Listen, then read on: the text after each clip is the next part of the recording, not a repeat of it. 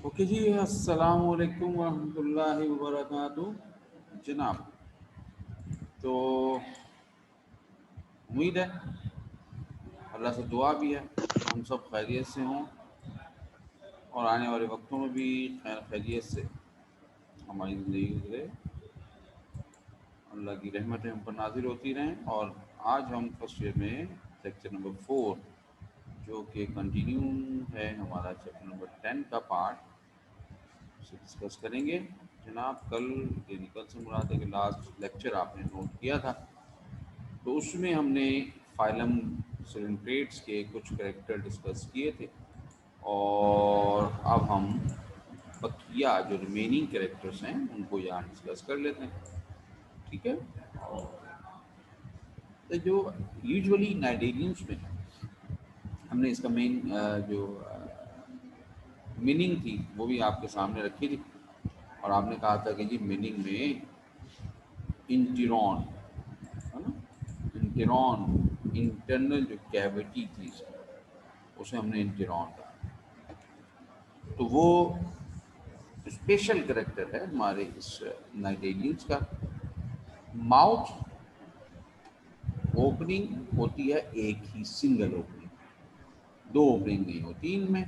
और एक opening mouth छोटा सा सुराख होगा और उस सुराख के गिर्द टेंटिकल्स, धागे नुमा स्ट्रक्चर्स मौजूद होंगे। ये जो टेंटिकल्स होते हैं ये बड़े इंपॉर्टेंट होते हैं हमारे नाइटेरियंस, क्योंकि टेंटिकल्स पर लगे होते हैं निमेटोसिस्ट, वो सेल जिनमें पॉइजन्स मौजूद हैं, जहर मौजूद है, वो यहाँ पर मौजूद होते हैं as a thread like structures, और सराउंड करते हैं, इंसर्किल करते हैं टू द माउथ। ये है जी नाइडोसिस्ट, जिनके नाम की वजह से हमने इनको नाइटेरियंस कहा था। और इन स्पेशल सेलों के अंदर एक खास बॉडी के अंदर, सेल के अंदर स्ट्रक्चर मौजूद होता है जिसे निमेटोसिस्ट कहा जाता है। ठीक है। तो ये इनका एक स्पेशल कैरेक्टर है जो आपको कहीं और नहीं मिलता। ये है। और ये क्या करने के लिए बनाया अल्लाह ताला ने? Nematocyst which is organ of option and difference. अब ये हमारा जो है वो डिफरेंट काम कर रहा होता है, और उस काम में एक काम डिफेंसिव मैकेनिज्म का भी। ठीक है, डिफेंस और साथ ही ऑफेंस, डिफरेंट, और प्रे करना, शिकार करना। तो बाकायदा तौर पर अगर हम बहुत आसान सी मिसाल आपको दें, आप लोगों में से इस वक्त हमारे पास बच्चे ने 17, 18, 16, ऑलमोस्ट 16 होंगे, हाँ, एक मुझे मिलाकर। तो आप लोगों में से 16 में से किसी एक या दो, या हो सकता सबको एक्सपीरियंस गुजरा हो कि जब आप समंदर या सी साइड पर गए हों तो आपको कुछ चीज़ें काट दिया और बहुत ही तेज़ ईचिंग, खारिश, और मे बी सॉइल अप हो गया हो वो पार्ट, पाँव, हाथ, जहाँ भी उसने काटा, और रेडिश हो गया।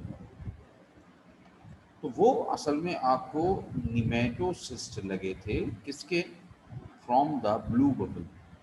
ब्लू बबल, क्योंकि हमारे यहाँ पर जेली फिश तो है नहीं, वो थट्टा वाली साइड पर आपको मिलती है। यहाँ पर इक्का दुक्का को घूमती फिरती आ जाती तो अलग बात है, लेकिन जब इनका पूरा अप्रैल मई, मार्च अप्रैल मई तकरीबन होता है, तो इनका बिल्डिंग सीज़न हमें नज़र आता है, और उस सीज़न में अच्छी खासी तादाद में नज़र आती है। ठीक है। तो ये आपको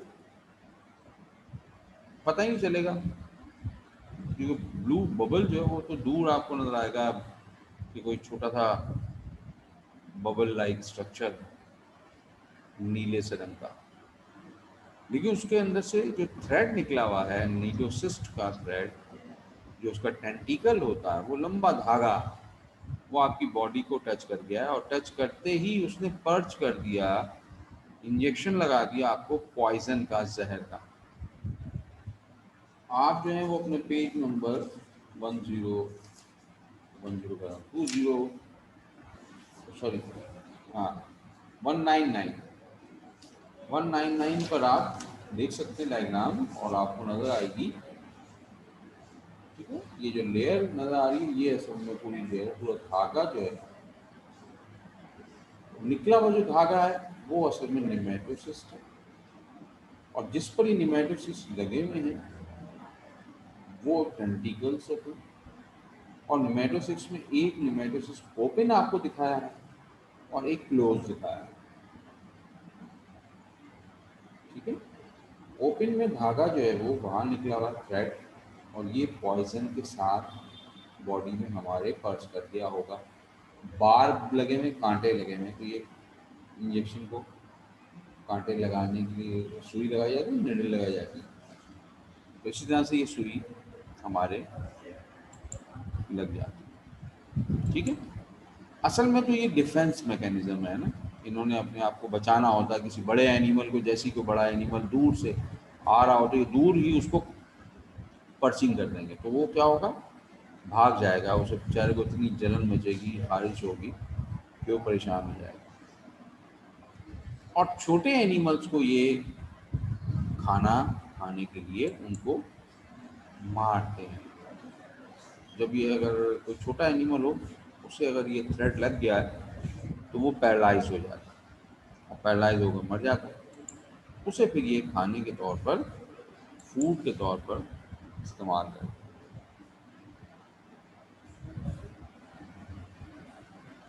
माइक ऑफ नहीं हो रहा तो हम कर देते हैं, और उसमें कौन सी टेंशन वाली बात है। अच्छा जी, अभी कर देते हैं, ये लो और ये लो, और कहाँ गया भाई? ये लो, और क्या बात है, सबके माइक ऑन हो रहा है, इतने सारे म्यूट कर दिए मैंने। बस हो गए भाई, हो गए। ये लो, म्यूट ऑल ही कर दिए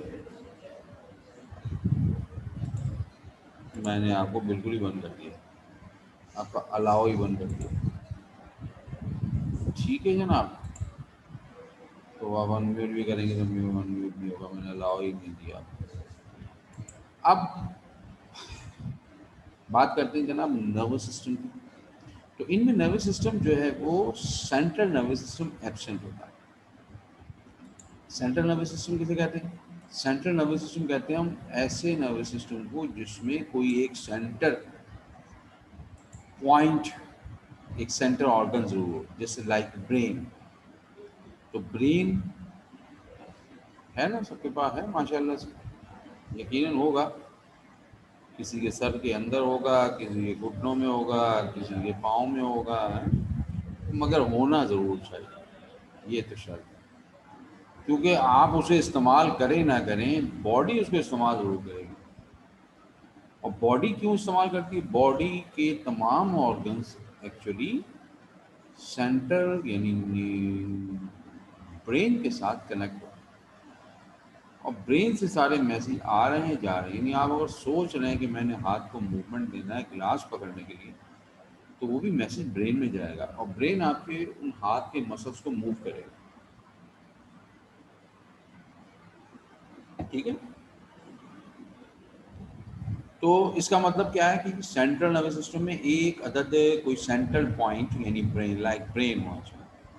तो इनके पास ऐसा कुछ नहीं है, लेकिन इनके पास जो है वो नेटवर्क होता है ऑफ द न्यूरॉन्स। न्यूरॉन्स कौन होते हैं? Neurons is the basic functional unit of nervous system. Neuron is the basic functional unit of nervous system. ये नर्वस सिस्टम के बेसिक फंक्शन को सरंजाम देते हैं। हमारी बॉडी में, हमारे अपने ब्रेन में 3 billion, 3 billion, sorry billion, billion neurons मौजूद हैं। हमारा जो यूजुअली जो ब्रेन की एक एवरेज है वो आमतौर पे किलो के करीब करीब होता है। किलो से कम ही होता है, किलो पूरा नहीं होता। तो उसमें 3 बिलियन न्यूरॉन्स मौजूद हैं। ठीक है, आवाज़ को क्लियर कर लो। मेरे पास तो आवाज़ सही आ रही थी अभी।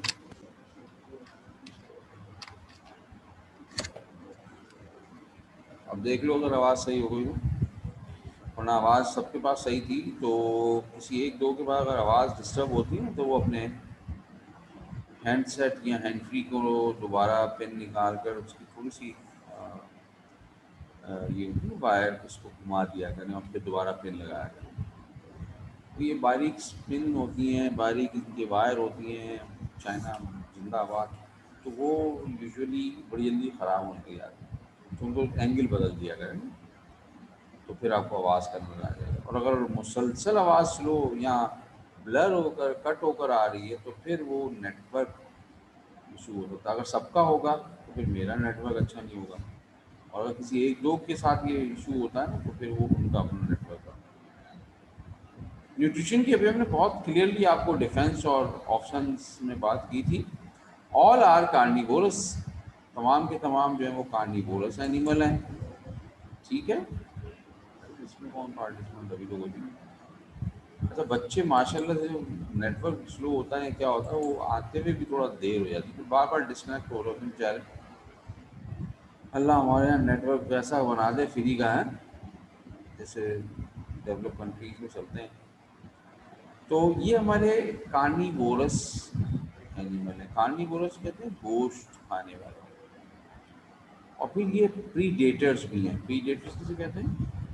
शिकार करने वाले को। शिकार करने वाला शिकारी, और शिकार होने वाले को शिकार कहा जाता है। यानी कि प्रीडेटर मीन्स होता है शिकारी, और जिसको शिकारी ने शिकार किया उसे कहा जाता है प्रे।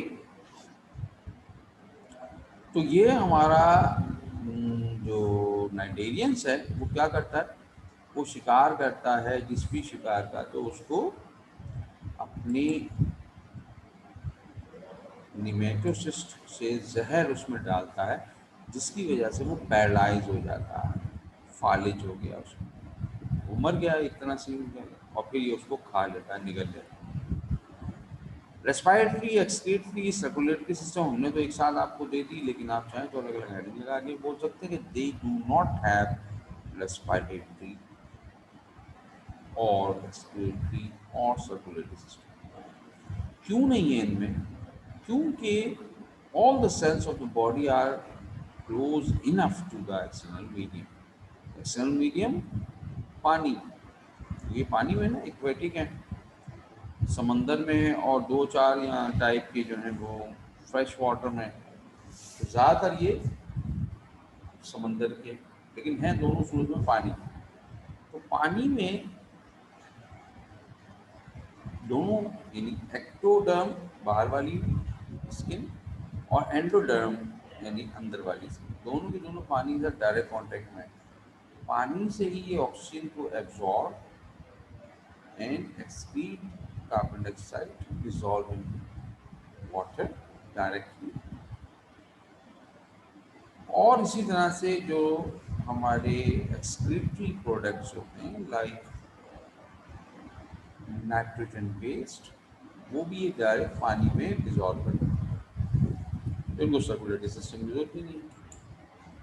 ठीक है जनाब, तो ये लास्ट में हम चलते हैं रिप्रोडक्शन। रिप्रोडक्शन दोनों तरह से इनमें नज़र आती है। ये सेक्चुअल बाय बडिंग, बडिंग किसे कहते हैं? बड बनता है, छोटा सा उभार, जैसे हमारे दरख्तों में पौधों में फूल निकलता है, तो फूल जब निकलना शुरू होगा या पत्ता निकलना शुरू होगा, छोटा सा उभार बनेगा, तो उसे हम कहते हैं बर्ड निकलना।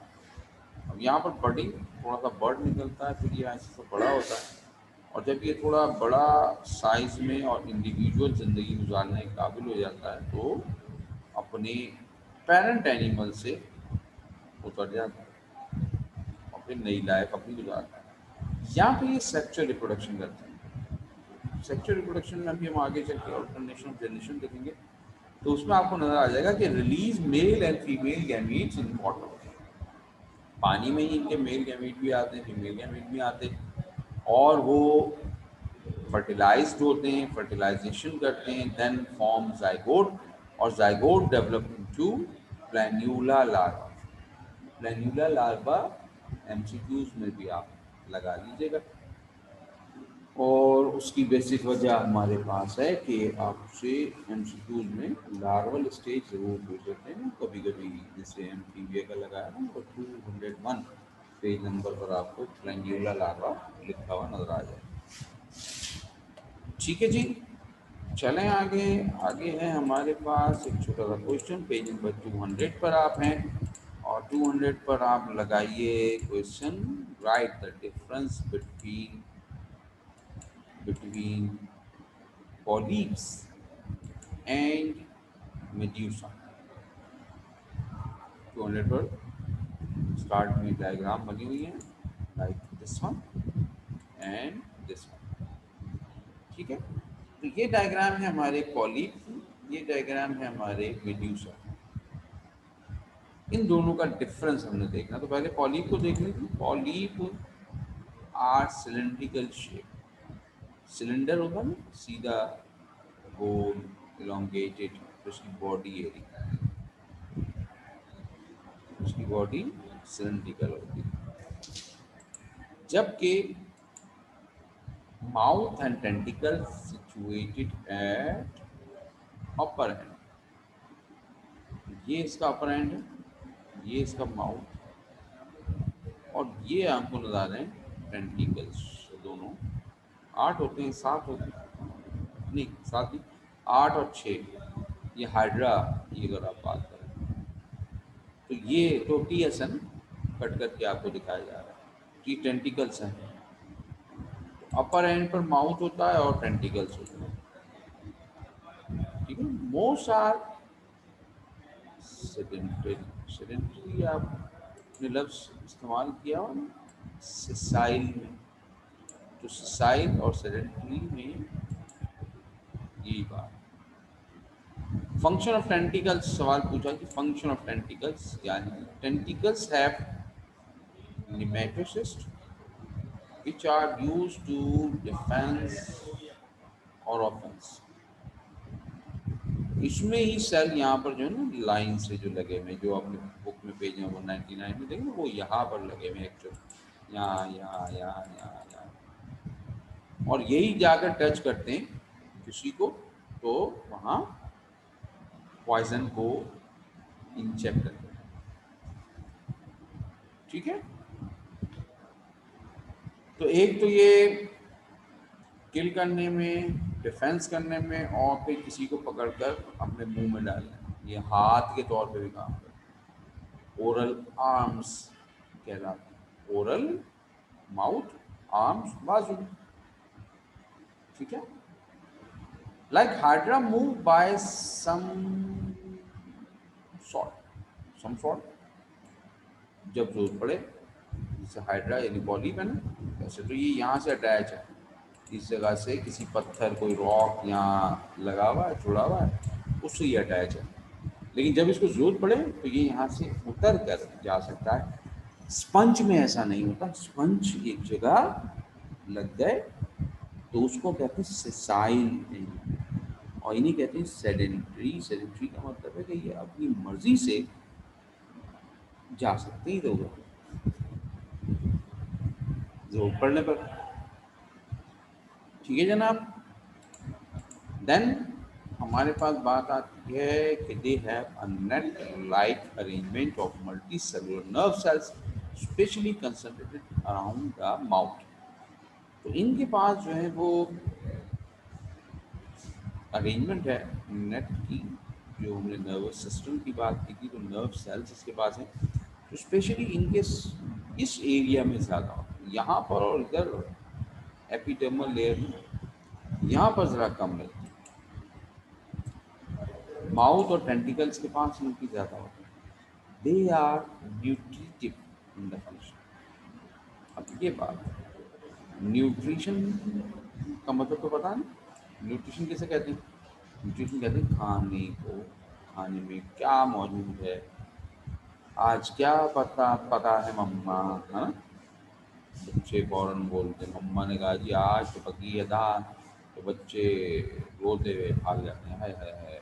हालांकि न्यूट्रिशन दाल और सब्जी में ज़्यादा है, लेकिन हमारे बच्चे तो कहते हैं भाई चिकन कबाब, चिकन के बर्गर, चिकन की हर चीज़, जहर भी चिकन का और चाहिए, ऐसे ही।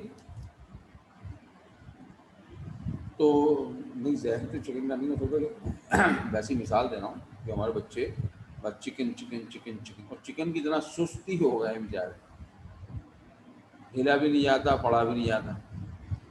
तो बहरहाल न्यूट्रिशंस आपको लेने हैं तो सब्जी, दाल, फ्रूट्स बहुत इम्पोर्टेंट है, गोश्त, मीट और फिश, ये बहुत इम्पोर्टेंट है। तो यहाँ पर हमारी एक बात जो हमें समझनी है वो ये कि ये न्यूट्रिटिव इन फंक्शन है। न्यूट्रिटिव इन फंक्शन का मतलब है कि एक्चुअल होता ये है नाइडेरियंस में, they are live together and form a colony. Tentacle बेटा, अच्छा नहीं नीचे आएंगे। टेंटिकल क्या होता है सर, मैंने अभी बताया था। टेंटिकल बेटा ओरल आर्म्स, धागे हैं ये जो जा रहे हैं, और इन पर लगा हुआ निमेटोसिस, तो ये काटने के काम आते हैं। निमेटोसिस पर्चिंग करता है, पर्च माने काटना, इंजेक्शन लगाना, तो ये पर्चिंग करने के काम आते हैं। और पकड़ के खाना कहाँ लगे में, मुंह में, तो मुंह में डाल दें, खाने को पकड़ा और मुंह में डाल दें, ठीक है। न्यूट्रिटिव की बात हम कर रहे थे, तो जो हमने आपसे भी कहा कि they are live together and form a colony. तो ये मुख्तलिफ टाइप के एनिमल्स एक जगह रहकर, एक जगह से मतलब बिल्कुल एक जगह ही नहीं, आस पास, ठीक है। तो ये आपस में एक दूसरे के अलग अलग काम कर रहे हैं। समर सॉल्ट मीन बेटा अपनी मर्जी के मुताबिक घूमना फिरना, ठीक है। तीसरा पॉइंट समझा देता हूँ, एक सवाल है कि तीसरा पॉइंट समझा दें। मोस्ट आर सैनिटरी का मतलब होता है कि यहाँ से ये अटैच हैं किसी रॉक, किसी पत्थर, किसी चट्टान के साथ, लेकिन जब इनका दिल चाहेगा तो ये यहाँ से उतर कर कहीं और चले जाएंगे। ऐसे कहा जाता है कि that type of animals is called sanitary. Sessile animals means होता है कि वो यहाँ से उतर कर कहीं नहीं जा सकता, लाइक पॉरीफेरा। तो पॉरीफेरा में हमने सैनिटरी का लफ्ज इस्तेमाल नहीं किया, बल्कि सेसाइल का लफ्ज इस्तेमाल किया। इसीलिए हमने यहाँ पे कहा कि ये समर सॉल्ट, यानी कि जब अपनी मर्जी हो तो उतर कर कहीं जा आ सकते हैं, ठीक है।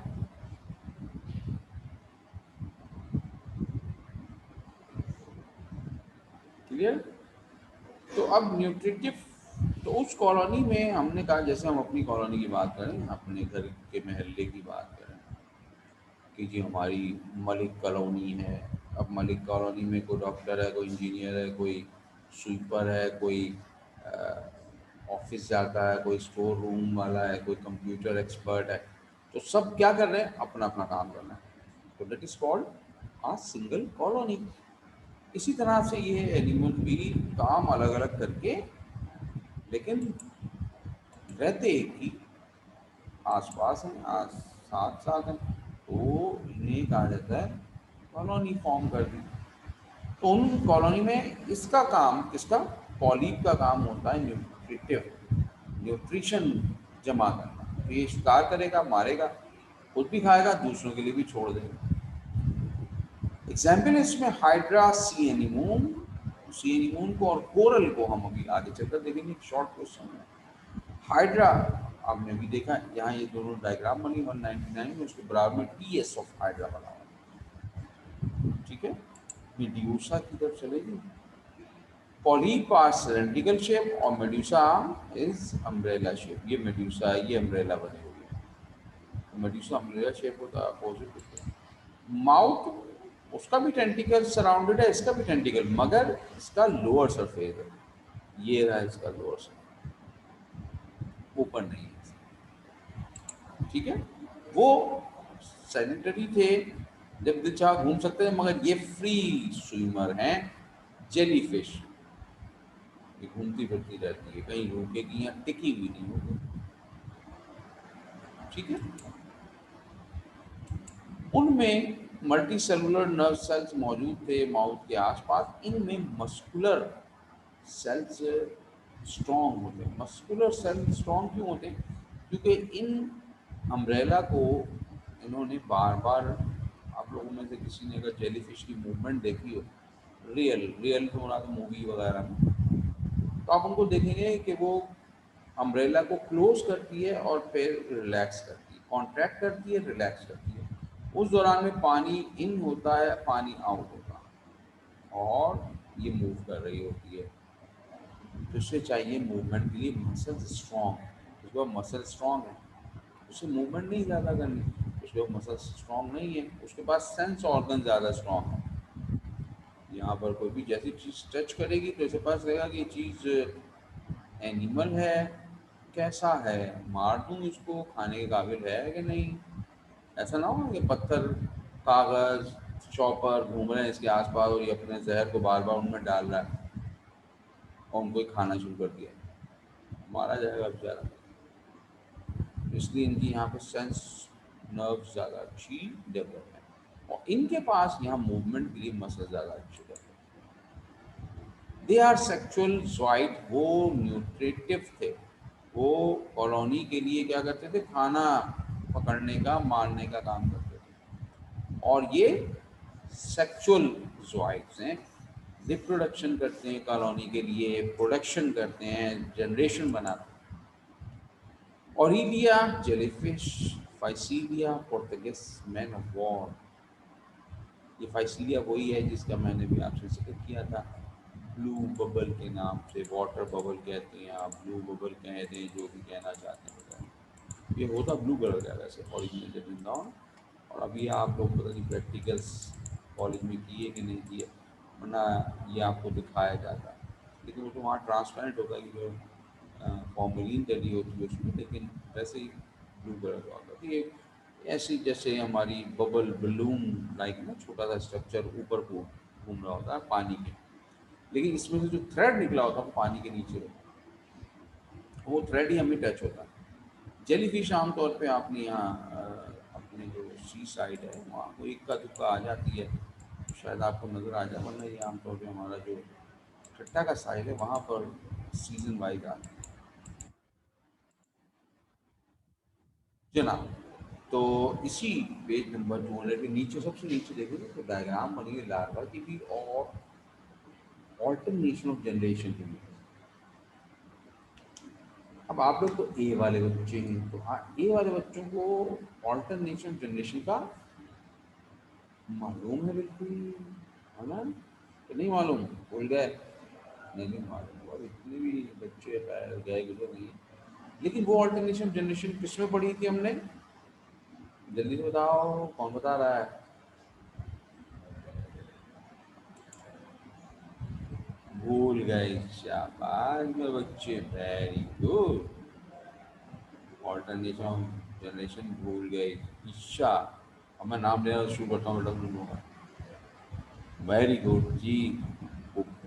ये क्या नाम है? Hubaib Sajjad, life cycle of moss. Very good बेटा, शाबाश। और ईशा को क्या मिले? ईशा को मिले, कुछ भी दे दो, बैड दे दो, बैड बैड है, गंदी बच्ची। लाइफ साइकिल ऑफ प्लांट्स में जहाँ पर भी आप प्लांट्स की और अल्वा की लाइफ साइकिल आपने पढ़ी थी, तो वहाँ पर ऑल्टरनेशन ऑफ जनरेशन पढ़ा था। ठीक है, और हमने बार बार आपसे जिक्र किया था, अभी हम 9th चैप्टर तो और पढ़ रहे थे ना, तो हमने आपसे बार बार कहा था कि ये ऑल्टरनेशन ऑफ जनरेशन प्लांट का मेन कैरेक्टर है, लेकिन एनिमल का नहीं है। मगर एनिमल में नाइटेरियंस का ये मेन कैरेक्टर है और वाहिद या इंडिविजुअल ओनली प्रेजेंट इन नाइटेरियंस। आपसे सवाल पूछा जा सकता है जनाब कि find alternation of generation in animals. Page number 200 पर ही लिख लीजिए या कहीं भी लिखना है जहाँ लिखना है।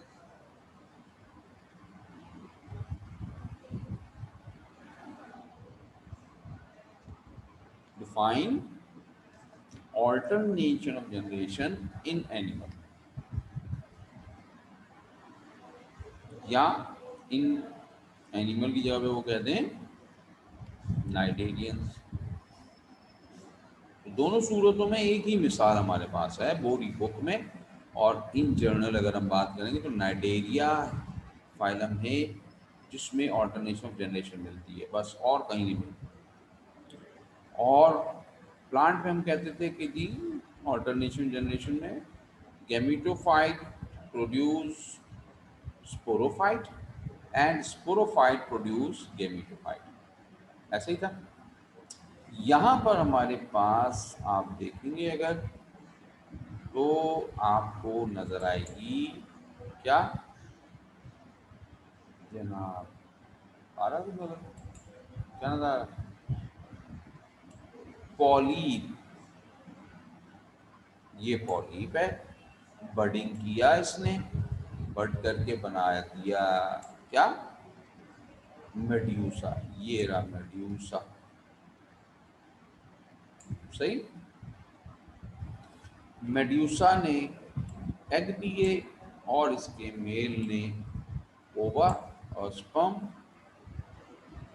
यार ये तो तुम लोग बेचारे परेशान बहुत हो जाते हैं, बार बार ये बेचारे डिस्कनेक्ट होने वाले बच्चे, ठीक है। स्पर्म, स्पर्म्स एंड ओवा आर फर्टिलाइज ईच अदर। अब फर्टिलाइजेशन हो गई, फर्टिलाइजेशन के बाद हमारा बन जाता है जाइगोट। जाइगोट फिर अपनी डिवीजन शुरू करता है और ब्लास्ट्यूला गैस्ट्यूला, है ना, वो प्रोसेस पूरा यहाँ नहीं दिखाने की जरूरत, वो बना ब्लास्ट्यूला के बाद, उसके बाद ये डेवलप होकर बना इनटू लार्वा। ये लार्वा कुछ देर के लिए घूम फिरता है और फिर सेटल डाउन हो जाता है किसी जगह पर, और जहाँ सेटल डाउन हो गया वहाँ पर ये रुककर फिर ग्रोथ शुरू कर देता है, तो फॉर्म करता है पॉलिप। तो polyp produce medusa, medusa form polyp. क्या कहें इसको, इसे कहें ऑल्टरनेशन ऑफ जनरेशन, यानी medusa form polyp, polyp form medusa, इसे कहा जाता है ऑल्टरनेशन। ठीक है बच्चों, होगी बात क्लियर, पढ़ लें, नोट कर लें। Synthetic, two types of individual exist, a fixed polyp and a free medusa। एक पॉलीप होता है कि एक मेड्यूसा होता है। These two form polyp medusa alternate successfully, ये एक दूसरे को alternate, पॉलीप से मेड्यूसा, मेड्यूसा से पॉलीप बनता है कामयाबी के साथ। The polyp reduce asexually to form a large number of medusa। Polyp अपनी asexual reproduction करता है by the budding और बहुत सारे मेड्यूसा फॉर्म करता है, जबकि medusa reproduce sexually by the union of eggs and sperm to form zygote, जबकि मेड्यूसा एग और ओवा की मदद से जाइगोट फॉर्म करता है, और zygote grow into larva which fix itself to a substrate and finally form a new polyp. और ये फिर आपस ग्रो करने के बाद ये सबस्ट्रेट से कहीं से अटैच हो जाता है और फिर सक्सेसफुली पॉलीप फॉर्म करता है। This is called alternation of generation. यहाँ तक हम इसको लिखकर सवाल का आंसर लिखते हैं, डायग्राम आपकी बनाने की जरूरत नहीं होती, शॉर्ट आंसर है। या आप ऑल्टरनेशन जनरेशन की हेडिंग पहले लगा दें और फिर इसके पॉइंट्स। इसके बाद ये तीन बातें हमने इसमें ऐड की, लेकिन ये ज़रूरत नहीं है हमें यार, एक ये बात आप ऐड कर सकते हैं, this alternation generation is characteristics for class Hydrozoa. जब हम इसकी तीन क्लासेस के बारे में पढ़ेंगे, है ना, आप हमें क्लासिफिकेशन पढ़ेंगे ना, अभी तो हम करेक्टर्स और दूसरी चीज़ें इसकी देख रहे हैं। तो वहाँ क्लासिफिकेशन में आप ये हाइड्रोजोआ में बाद दोबारा देखेंगे, यहाँ पर हम इसमें ऐड कर सकते हैं। लेकिन अगली दो क्लासेस में हम कहते हैं कि इन क्लास स्काइफोजोआ, इनमें तीन क्लासेस हैं। Scyphozoa the medusoid stage is dominant. तो स्काइफोजोआ में क्या होगा, मेड्यूसा डोमिनेंट रहेगा, ज़्यादा बनेगा, क्लियर होगा। जबकि पॉलीप जो है वो रिड्यूस, छोटी स्टेज होगी, छोटे टाइम पर और ख़त्म हो जाएगी, कन्वर्ट हो जाएगी टू पॉलीप। ठीक है। जबकि थर्ड वाली जो क्लास है Anthozoa, the medusoid stage is absent. अब इसमें क्या हुआ, इसमें मेड्यूसा बिल्कुल एब्सेंट है और पॉलीप स्टेज बिल्कुल नजर आ रही है, तो पॉलीप ही अपना काम है। तो ये क्लासेस तीन बनाई सी बेस पर गई है। हाइड्रोजोआ में दोनों ऑल्टरनेशन जनरेशन वाजे है। स्काइफोजोआ में मेड्यूसा स्टेज डोमिनेंट है, जबकि पॉलीप नजर नहीं आता मगर होता है। जबकि एंथोजोआ में मेड्यूसा बिल्कुल एब्सेंट है। ठीक है जनाब, शॉर्ट क्वेश्चन पढ़ लिया, सफाई करें। चलें सफाई करके अगली स्लाइड पर चलें। अगला एक और शॉर्ट क्वेश्चन ला दें, आपको देते हैं। ओ अच्छा जी, ऐसा भी हुआ है, क्या हुआ यहाँ से।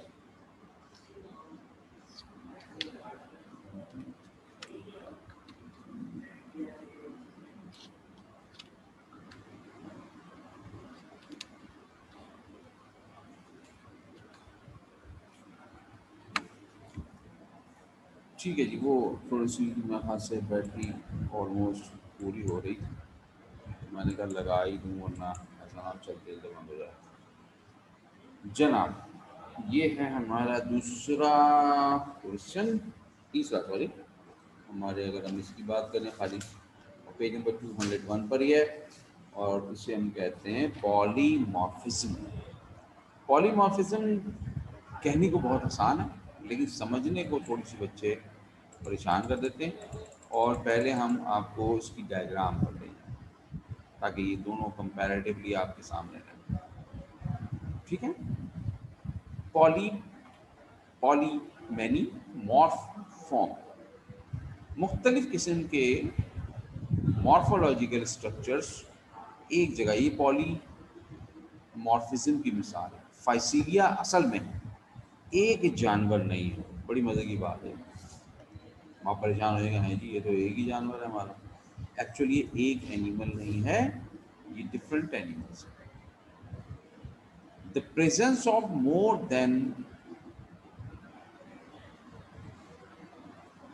एक मिनट आपको अंडरलाइन करते हुए चलूँ साथ में ताकि बात मतलब क्लियर हो जाएगी। Presence of more than to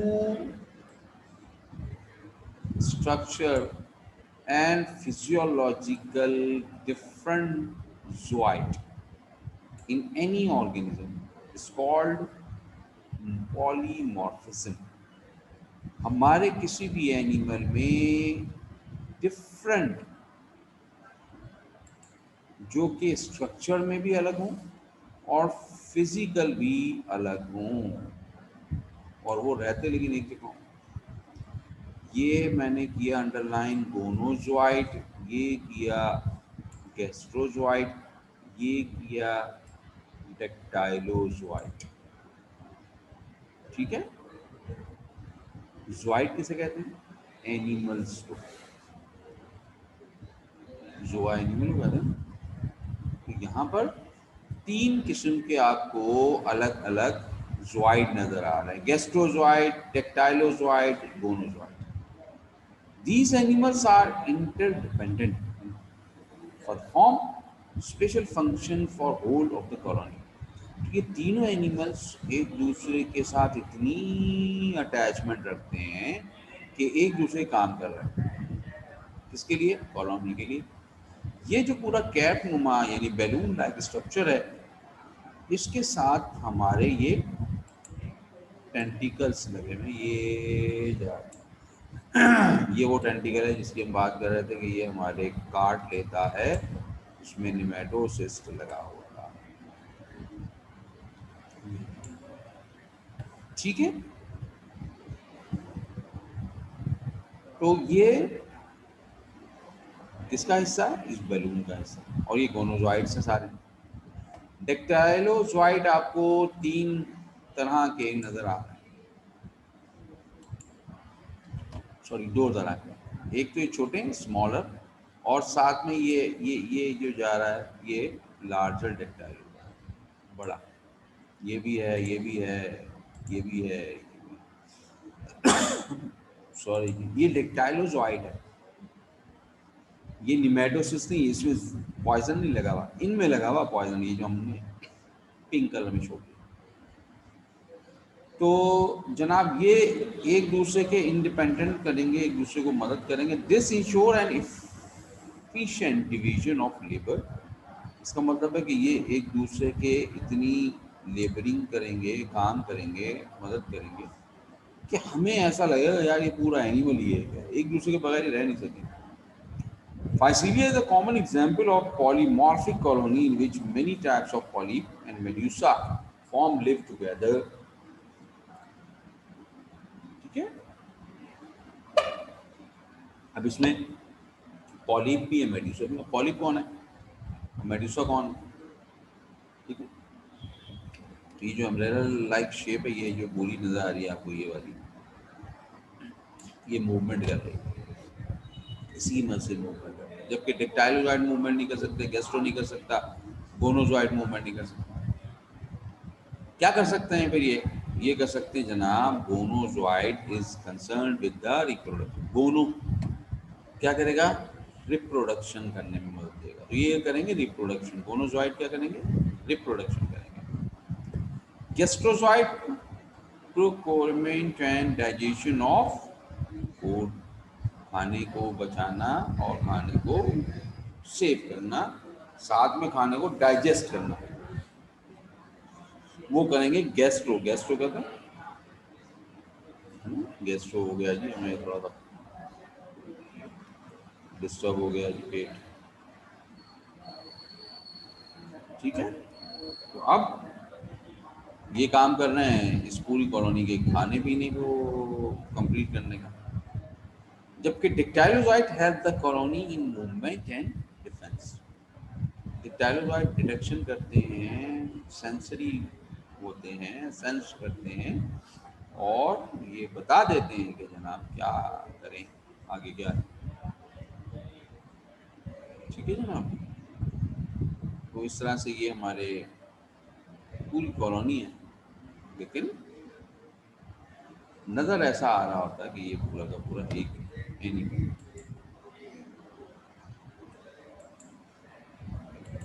अब इसमें हम आपसे सवाल पूछ लेते हैं कि define the polymorphism with suitable example.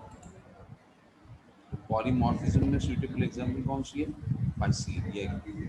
और ये बातें आपकी यहाँ लिखना, ये हेडिंग डालकर लिखिएगा, गोनोजॉइड, डिस्ट्रोजॉइड और डिक्टाइलोजॉइड, और पॉलीमॉर्फिज्म की इन्वर्टेड कॉमा में फिर ये बातें आएंगी।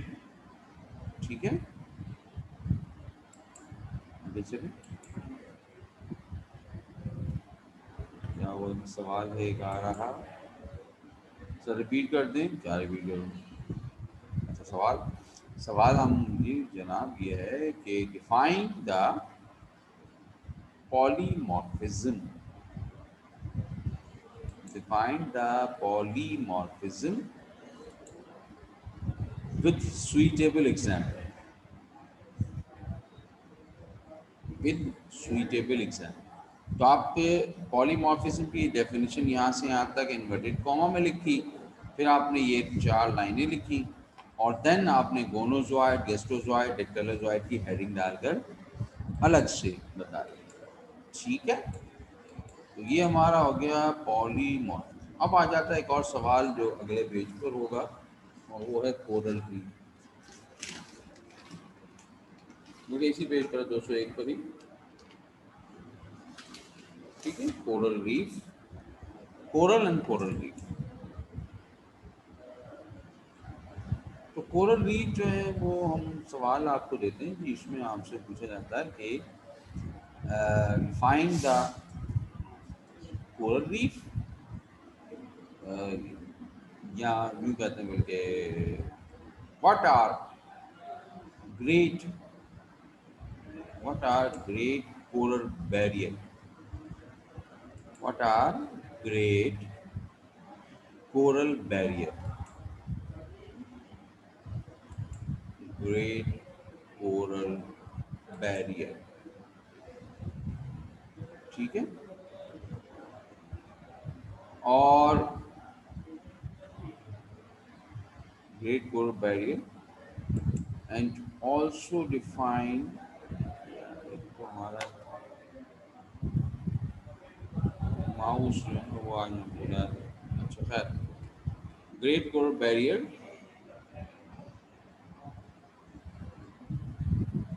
तो उसमें क्या लिखना वो मैं बताता हूँ आपको, और फिर आपसे बात करेंगे जी राइट द, नहीं बल्कि कहें what are coral reef.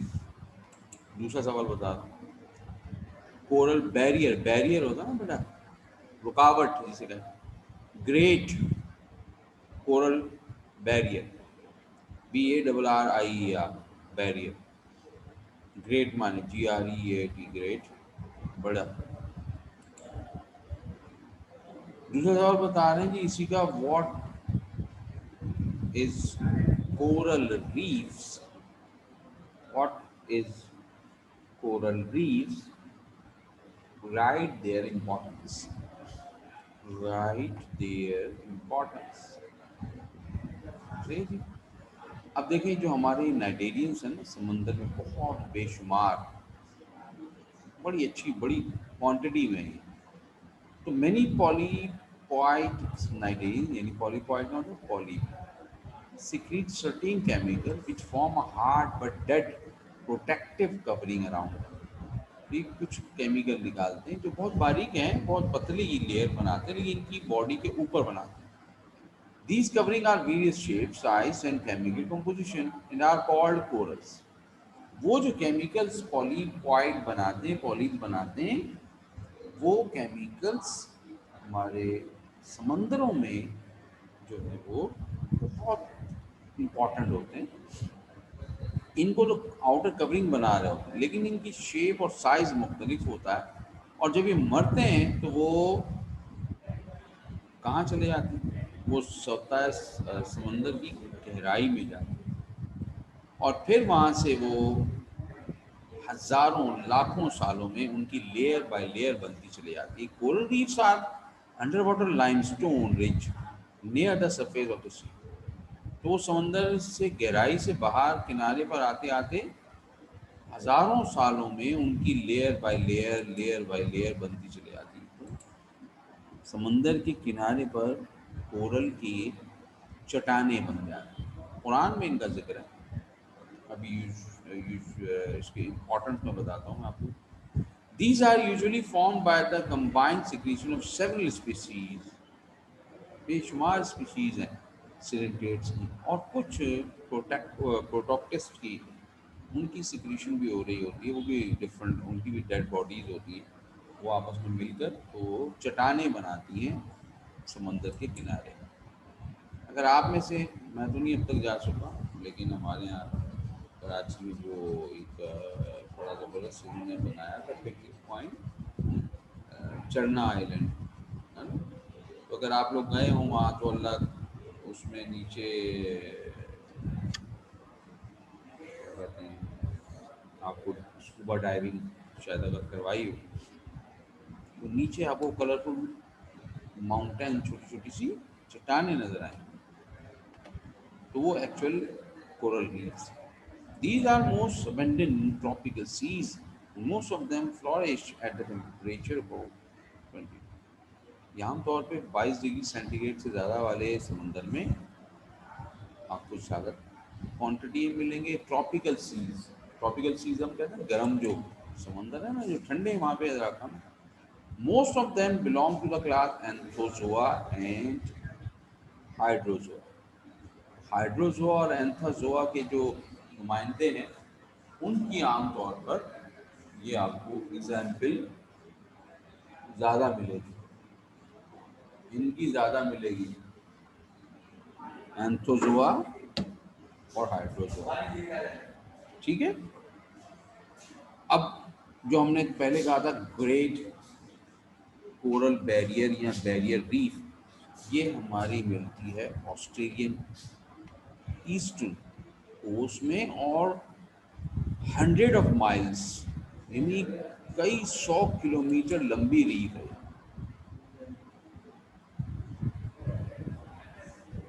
Coral protective covering को नहीं कहते, कोरल बनता है बाय द प्रोटेक्टिव कवरिंग।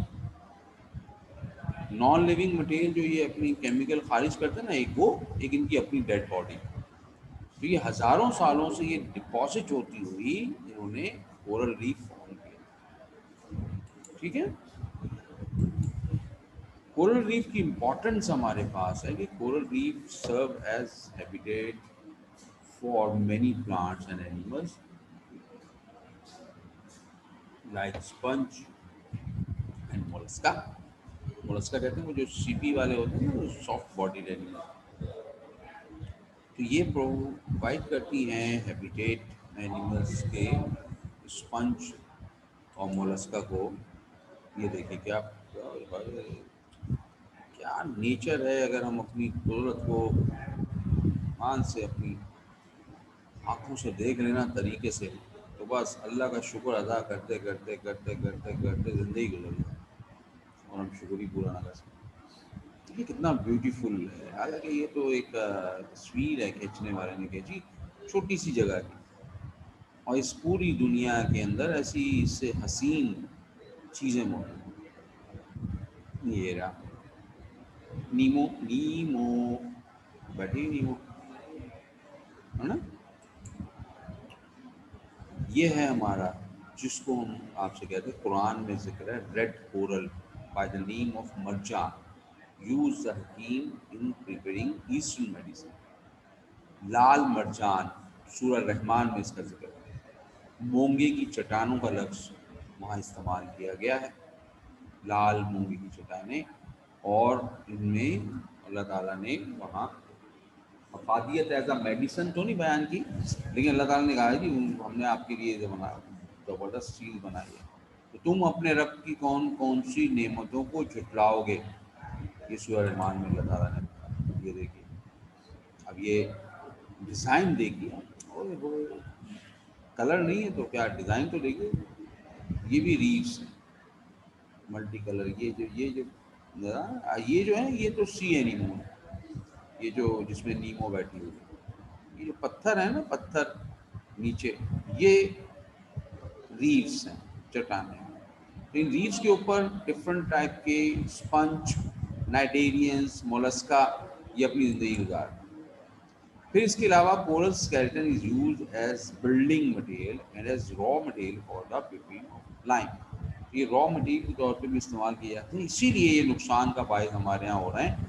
और कोरल रीफ्स अगर टूट रही है, ख़त्म हो रही है, तो समुंदर का बैरियर, अब ये जो छोटी मछलियाँ और ये हमारे दूसरे एनिमल्स हैं ना, ये रीफ के इस तरफ, तो बड़ी जो मछलियाँ वो यहाँ तक नहीं आती।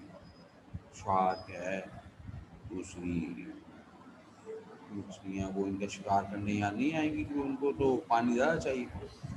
अब अगर हम ये चट्टानें तोड़ना शुरू हो गए हैं, ख़राब कर रहे हैं, इस्तेमाल में ला रहे हैं, तो फिर उनका बैरियर भी टूट जाएगा। तो इकोलॉजिकल पॉइंट ऑफ व्यू से हमारे लिए खराबी ही खराब। ठीक है जी, हमारे लिए आज के लिए इतना ही काफ़ी है, और कोई सवाल है तो आप पूछ लें, वरना फिर हम जिसने जाना है उसके लिए खुदा हाफिज़। इस दुआ के साथ कि कल इंशाल्लाह मिलेंगे खैर खैरियत से, ज़िंदगी रही तो। और हमारे लिए भी दुआ कीजिए और अपने लिए भी, कि अल्लाह ताला हम सबको अपनी रहमतों के साए में रखे और छोटी बड़ी बीमारियों से महफूज रखे। तो जो जाना चाहता है वो चला जाए, और जो सवाल पूछना चाहता है वो राइट कर दे, मैं वेट कर